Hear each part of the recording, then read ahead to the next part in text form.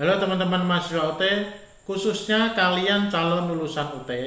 Di sini ada satu pertanyaan dari mahasiswa UT di kolom komentar video YouTube saya ya. Pertanyaannya menyatakan bahwa nilainya itu sudah LL semua atau sudah lulus semua, tapi ketika dicek di aksi UT, di aksi.ut.ac.id, itu notifikasinya adalah belum terjaring yudisium. Ya, belum terjaring yudisium. Nah, bagaimana penjelasan terkait dengan pertanyaan ini? Simak video saya sampai selesai.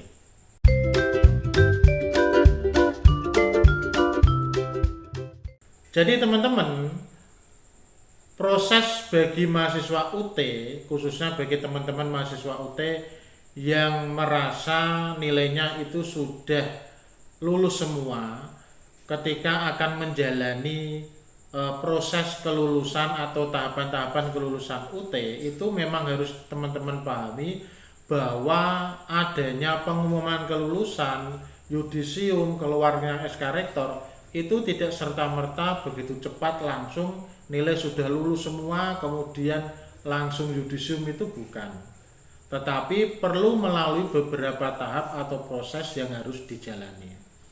Nah, ketika teman-teman menjumpai nilai kalian tiap mata kuliah itu sudah LL semua, sudah lulus semua, hal lain yang harus teman-teman perhatikan adalah IPK.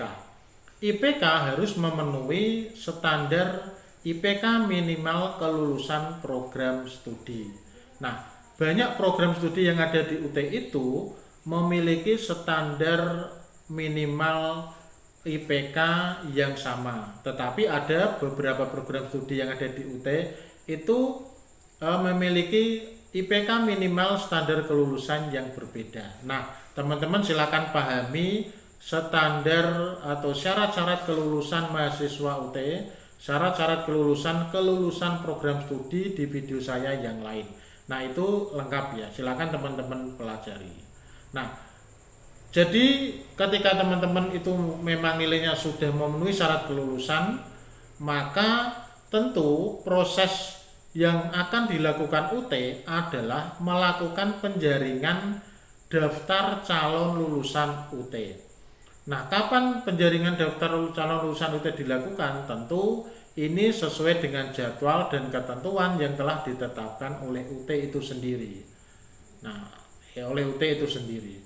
Jadi penjaringan itu akan dilakukan oleh UT pada waktunya.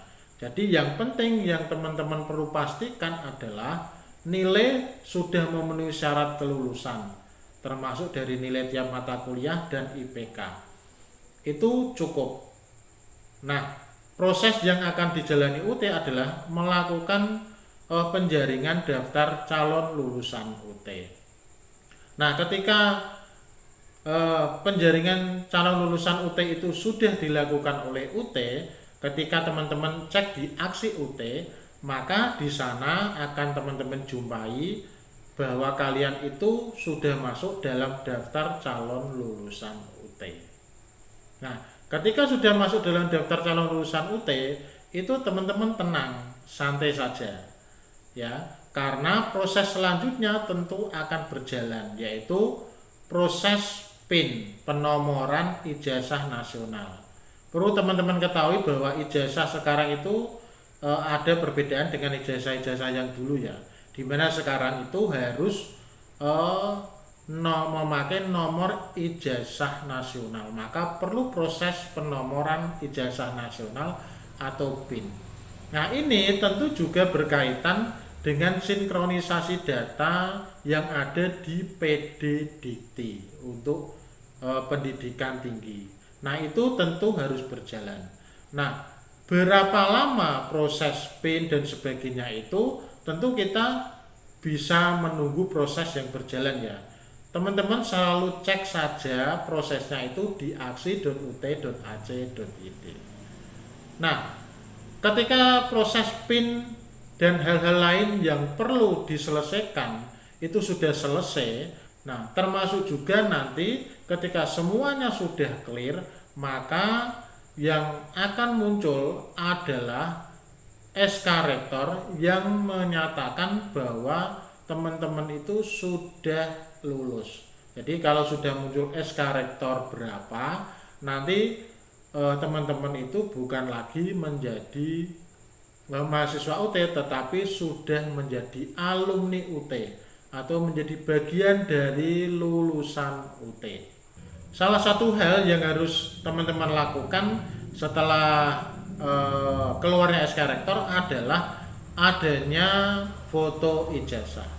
Nah, foto ijazah ini teman-teman harus persiapkan dengan baik, karena untuk aturan dari UT sekarang itu foto yang diserahkan ke UT itu bukan foto fisik, tetapi foto dalam bentuk file. Nah, tentu teman-teman harus mempersiapkan foto tersebut dengan sangat baik ya.